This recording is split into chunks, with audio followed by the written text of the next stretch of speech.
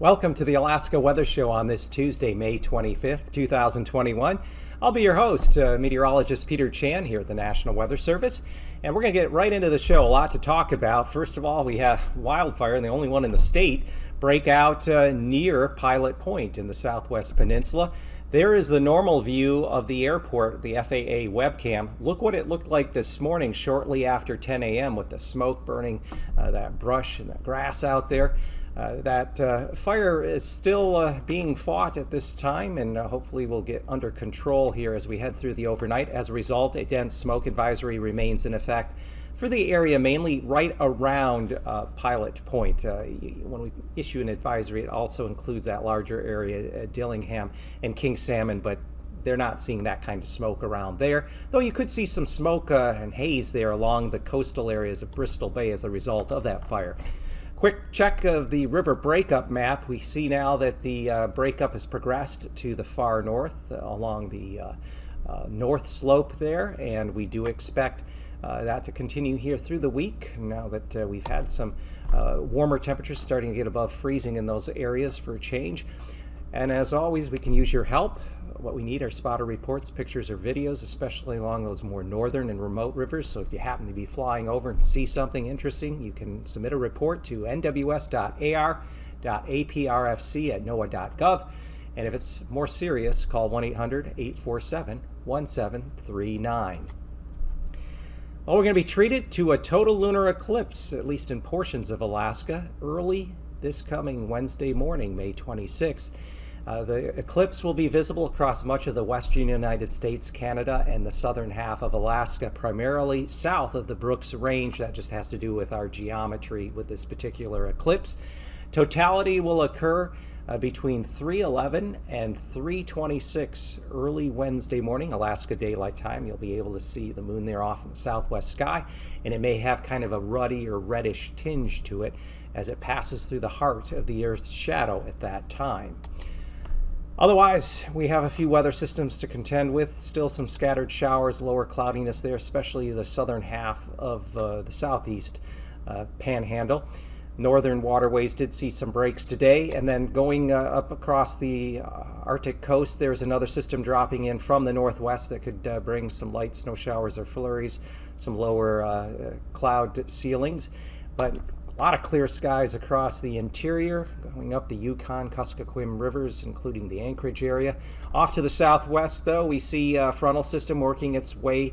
A lot of cloud cover there across the Bering Sea and through the eastern Aleutians, working its way up through the tip of the southwest peninsula as a frontal system and low pressure will bring some more rain and some light fog to those areas.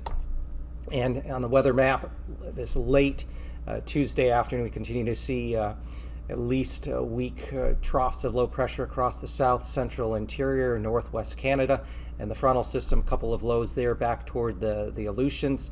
And as we go through tonight, generally clear skies. There could be a few high clouds drift in from the northwest, from off the through the Alaska range there, but otherwise the interior of the Yukon Valley, the Kuskokwim Valleys, Anchorage area should enjoy clear skies and have a chance to view that eclipse, as I said, especially for that time between after 3 a.m. to about 3:30 will be the peak totality.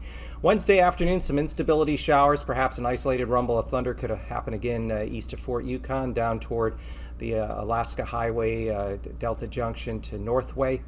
And then a little bit of a break in the action there. Still, though, some lingering cloudiness across the southeast, with areas of light rain spreading up along the Alaska Peninsula. And then on Thursday, still could be an isolated rumble of thunder or a few scattered instability showers across the southeast interior. To the north, some patchy light snow could occur there along the north slope. And then the area of low pressure and occluded front working its way through the central and into the eastern Aleutians will continue to produce some areas of light rain and fog. Low temperatures this Wednesday morning will be in the lower 40s across the southeast and much of the south central areas. Look at the temperatures in contrast where there's some cloud cover, only lower mid 50s in the southeast. But Wednesday afternoon could be as warm as 74 at McGrath, 73 at Talkeetna. Lows Thursday morning, again, generally low to mid 40s. A little bit more cloud cover creeping up in through south central areas, and highs on Thursday afternoon could still be around 70 going up the Kuskokwim River Basin there, but otherwise coastal areas should generally stop in the mid 50s. Low temperatures Wednesday morning along the Arctic coast will be in the 20s and as warm as mid 30s to around 40 degrees along and south the Yukon River. Look at those high temperatures, finally a little bit above freezing there along the Arctic coast, but then some readings could reach the lower 70s along and south of the central Yukon River Basin. And then Thursday morning lows again down into the 20s in the north, but generally 30s to lower 40s around the Yukon River. And for Thursday afternoon, temperatures should be back up around or tad above freezing there, north slope and Arctic coast, with highs in the 50s and 60s along the Yukon River Valley. And then out through the southwest, we are looking for lows generally in the 40s. Wednesday afternoon, though, we could see some temperatures that make the lower 70s as you work your way up the Yukon and the Kuskokwim rivers. And then on Thursday morning, lows generally again in the lower 40s or so, but then again, temperatures with a little more cloud cover could still eke out 70 degrees working your way up the Kuskokwim River Basin. And now, aviation weather around Alaska. And now it's time for aviation weather. And for your planning purposes, looking ahead for flying weather for Wednesday into Thursday, we'll continue to watch that area there in the Southwest Peninsula associated with the Pilot Point fire. There could be some areas of smoky haze. Hopefully that fire gets under control as we get into the day Wednesday. Otherwise, IFR conditions will continue along the North Slope Arctic coast, as well as portions of the southeast, and also out across much of the Bering and extending outward from the Alaska Peninsula. By Wednesday afternoon, conditions briefly improve on the North Slope. We'll see areas of IFR out over the North Gulf, especially there just off of the southeast coast, and then also an area of IFR conditions along the Pacific side of the Alaska Peninsula out into the Bering Sea in association with a couple areas of low pressure and frontal systems that are working their way slowly eastward. Thursday morning, IFR conditions become more widespread across the North Slope and the Arctic coast. And you'll see, too, an expansion of IFR conditions in the northern Gulf of Alaska, including south central coast areas east of Prince William Sound into parts of the southeast, and then across much of the Bering and southwest back through the Aleutian chain. A little bit of an improvement Thursday afternoon in the north areas, though, expand. IFR conditions expand across the northern Gulf of Alaska along the south central coast and into the southeast, as well as on the Pacific side of the Alaska Peninsula and out through much of the central Bering up to along the western coast. So past conditions Wednesday, it's going to be a split at Anaktuvik and Adigan. You'll see IFR conditions trying to become MVFR during the day on the north side as you're going up through the north slope, and then MVFR becoming VFR in the afternoon on the south entrance. And that's the same case again, as I mentioned, for Adigan. For Lake Clark and Merrill, look for VFR conditions to continue. That'll be the case as we round out to the east, Rainy Pass, Windy, Isabel, and Mentasta, as well as a little further south and west there at Tanita. Look for VFR conditions to hold, as they will at Portage. And then in the northeast there, up as you have it up north of the Lynn Canal, Chilkoot and White will see IFR conditions kind of briefly become at least MVFR, with perhaps some IFR conditions returning Wednesday night into Thursday with some moisture that gets trapped beneath a ridge of high pressure that's going to try to rebuild back into the region. Freezing levels are highest across the west, around or a bit above 8,000 feet, extending down in the Alaska Peninsula as you go north and east. They are around or a bit below 2,000 feet across the Arctic coast into northwest Canada, and then also back out toward the far western Aleutians. And taking a look at icing conditions, Icing is possible in portions of the southeast between 5 and 10,000 feet, along the north slope Arctic coast between 3 and 9,000 feet, and then with that frontal system and band of showers moving up into the tip of the Alaska Peninsula between 8 and 16,000 feet, with an area of 5 to 12,000 feet out over the far western and northwest Bering Sea. Upper level jet stream winds across the state, the interior, generally a northerly component, 50 to as high as 60 knots. And as we get out toward the west, there is a low pressure circulation out there over the center of the Bering, with southwesterly winds off of Nunavik Island upwards to 85 knots, dropping down to 9,000 feet. We see that low level lower pressure circulation persisting out there in the Bering, with the strongest winds out over the North Bering just south of St. Lawrence Island, upwards to 65 knots out of the southeast. There is still a weak circulation too, well south of Haida there in the southeast, but little real impact along the southeast inner waterways. And then finally dropping down to 3,000 feet.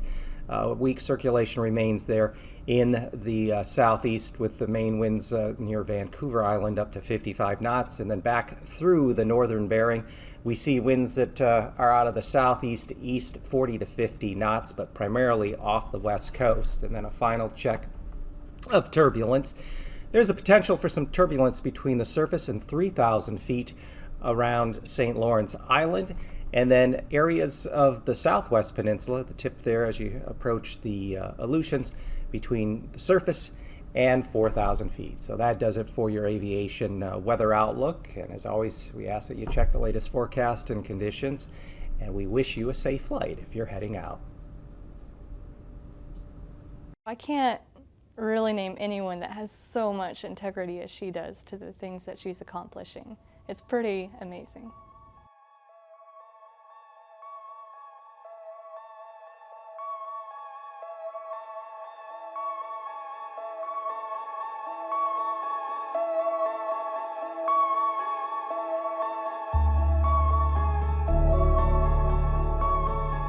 Having Claire as a role model, just a strong woman in science and just so smart and so kind. It's just a huge confidence booster. Is that, hey, I could do that too, you know? That's possible, that's successful, that's what I want to do. I would characterize her as a pioneer in the field.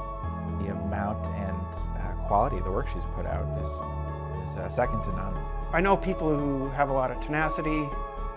I know people that have integrity, but it's rare that people have both together in that, that combination that Claire does. Every morning, Dr. Claire Parkinson gets up before sunrise and runs 2 miles to work. She hasn't missed a day in nearly 40 years.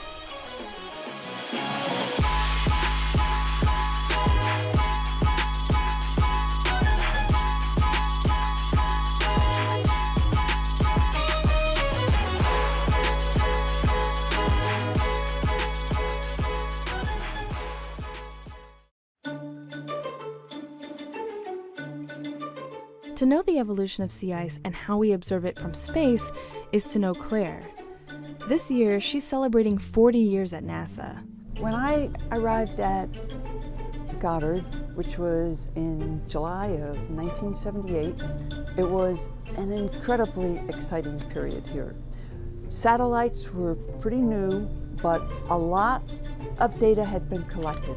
NASA scientists were inundated with information, and Claire was in a cohort looking at sea ice, trying to make sense of a jumble of very raw, very new data. It was around that time that Claire and her team, at the time led by Dr. Jays Wally, created the principal sea ice record that we use today. How does something like that record help you do your job? Oh, that record is fundamental to understanding sea ice. So without it, we wouldn't know how rapidly it's changing.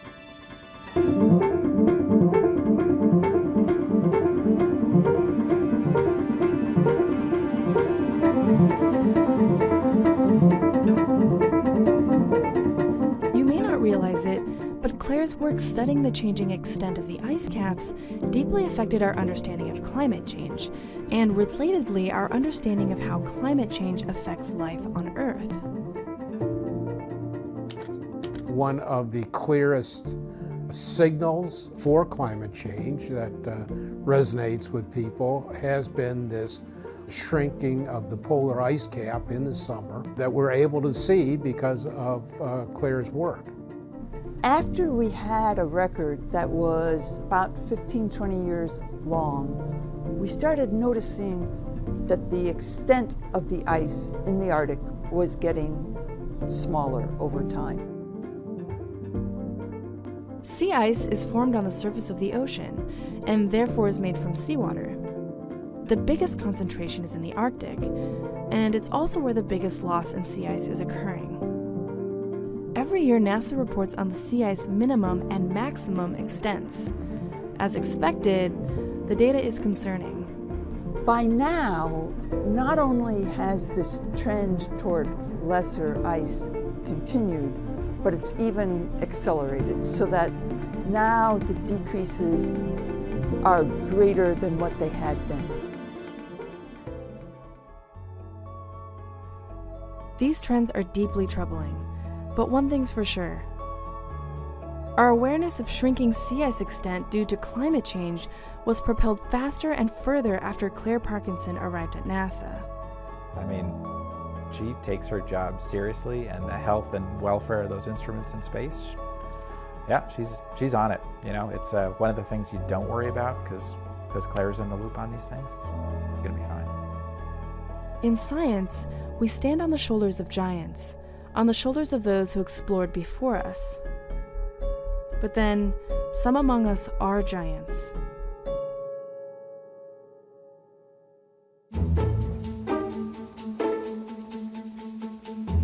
For a scientist, it's incredibly exciting to be studying these glaciers and ice sheets right now because they're doing something that hasn't happened in thousands of years. We're watching changes take place that haven't happened since the end of the last ice age. Tuesday was cold, I almost froze my toes. Oh, what's it gonna be next week? Who knows? That's climate. Oh, that's the climate you got. You take a bunch of weather and you average it together and you're doing the climate rock.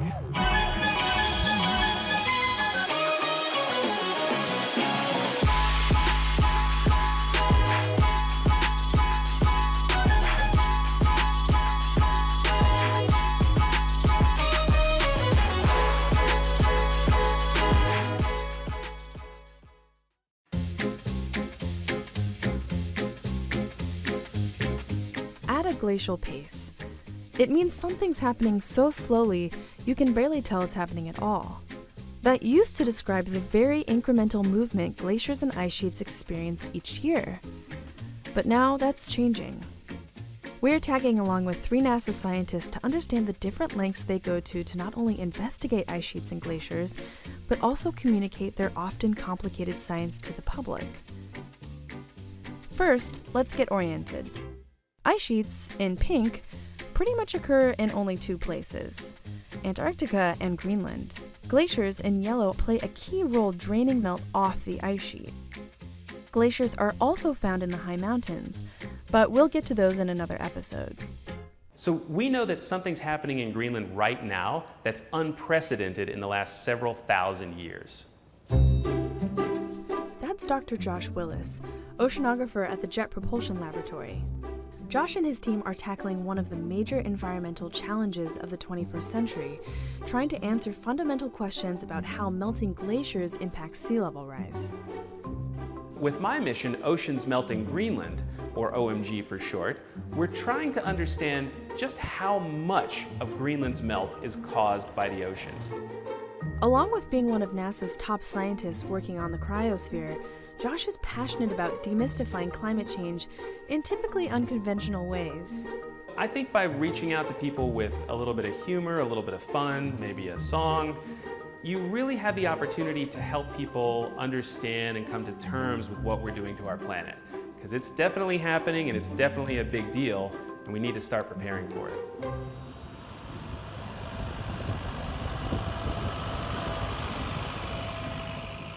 Down at the opposite pole, Dr. Kelly Brunt is getting ready for a major expedition. In December and January this coming year, I'll actually be in Antarctica, down near the South Pole, collecting ground-based GPS data. This is actually Kelly's second expedition to the South Pole. The first occurred in December and January of last year.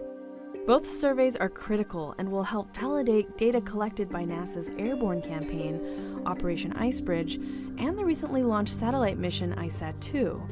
All three of these layers, that ground-based, that airborne, and the satellite, are all tied together. The ground-based helps validate both the satellite and the airborne helps give us more validation data for the satellites, but also a bigger story with respect to the depth of the ice sheet and what's going on underneath the surface. While some scientists are taking measurements in the field, others are looking for answers in physics and lines of code. For me, those projections that we are doing, they do have a very personal meaning. Dr. Sophie Nowicki is an ice sheet modeler. That means she and her team have the important job of forecasting how ice will change in the future, which also predicts changes in sea level rise. It's a job she doesn't take lightly, especially since urban planning and infrastructure use her team's models to make decisions about the future and safety of their communities. When we make those projections that are 100 years in the future, 100 years can seem so far away, like I don't have to worry about it, it's just too far. But actually they are not. It's really like the future that we are looking at that our children or grandchildren will see to experience.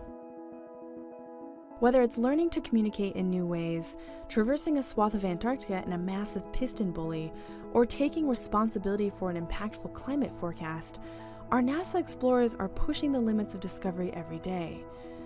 But on a very human level, they're people with families and friends who have a stake in finding out why and how the planet is changing as rapidly as it is.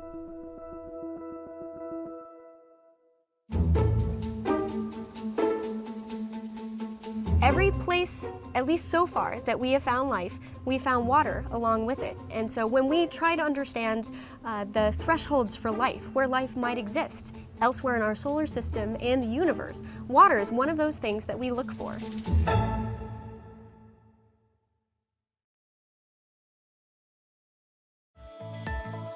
And now, marine weather around Alaska. In today's marine weather, we'll start out with the sea ice edge, as we always do. And the sea ice is melting quite rapidly, especially in the Bering, and it's beginning to happen now up into the Chukchi Sea. We do have pretty good open water developed there in Norton Sound, and we do expect the shore ice to begin to melt out too as we head up further north along the coast. A little colder weather late this week, beginning of the Memorial Day weekend, may slow things there along the eastern portion of the Arctic coast, but otherwise things are progressing as we would expect for this time of year. Marine forecast for Wednesday, we are looking the inner waterways, could be northwest wind about 10 knots there to Ketchikan from the south-southeast, going up the north end through Lynn Canal with waves up as much as 4 feet. Along the Gulf side, we are looking for winds onshore generally at 10 to 15 knots, swells around 4 feet. Similarly, inner waterways generally 10 to maybe locally 20 knots with some funneling, waves around 2 to 4 feet. And then along the coast, we'll see onshore flow generally around 10 to 15 knots and swells of 5 to 6 feet. For south central areas out over the northern Gulf of Alaska, look for southwest winds 10-15 knots off the Kenai, but a bit stronger near Kodiak Island, the mouth of Cook Inlet from the southwest upwards to 20 to 25 knots with 6-foot swells.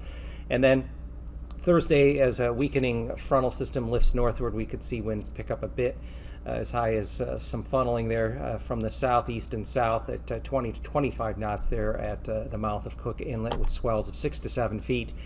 Out across the Alaska Peninsula, winds funneling there through Kodiak Island in the mainland upwards to 30 knots, but otherwise southeast winds 25 to 30 knots with waves of 6 to 8 feet there off of Sandpoint and Cold Bay. Thursday, we are looking for winds to turn around more toward the northeast around 10 knots, so lighter, and swells on the Pacific side near 6 feet, only a couple of feet on the Bering side. Through the Aleutians, we are looking for, as that low pressure frontal system lifts on through, southwesterly winds 15 to generally 15 knots is the average. And waves on the Pacific side 5 to 7 feet, a little higher, 7 to 8 feet on the Pacific side. And then the outlook for Thursday, the next area of low pressure and occluded front lifting through the central Aleutians will tend to pull winds in from the southeast upwards to 30 knots. On the Pacific side, waves could be upwards to 10 feet and 4 to 9 feet in the eastern Aleutians, but up around 13 feet there at Kiska. And then out across the west coast, the ice has retreated farther north into the North Bering there. Winds out of the southeast around 25 knots at Nunavik Island with waves of 6 to 7 feet. Winds become a little more variable, around 10 knots in most areas there off the west coast, and east at 15 to 20 knots, St. Paul to south of St. Matthew with waves around 4 feet. Along the Arctic coast, winds will be out of the west at 15 to 20 knots, still areas of ice, and then along the west-northwest coast down toward Kotzebue Sound, we are looking for northeasterly winds up to 25 knots. Continuing out of the northeast, Wainwright down through Point Lay and Kotzebue at 20 to 25 knots, and turning northerly with some colder air coming in along the Arctic coast there as we head through Thursday. So, just a quick review of the eclipse coming up. As a reminder, if you're heading out to take a peek this early Wednesday morning around 3 a.m., the peak of the eclipse is right around 3:11 to 3:26 a.m. The best chance of having clear skies to see it will be across the interior, south of the Alaska Range, down to south central areas, approaching the southwest peninsula. And just again repeating, the moon will enter the Earth's lighter penumbral shadow at 12:47. It will reach full eclipse, meaning the Earth's darker shadow, at 3:11 a.m. and maximum eclipse will occur at 3:18. So at that time in the southwest sky, you should see the moon kind of take on a reddish, ruddy appearance, and then it will be moving out of the Earth's darker umbra shadow at 3:26 a.m. and things will gradually progress and then end. So I hope you have a chance to get out and see that early this morning, and if you do, please try to send us a photo if you did take one. Have a great evening. These forecasts are for planning purposes only. Call 1-800-WX-BRIEF for a formal pre-flight briefing. Always file a flight plan before you go flying.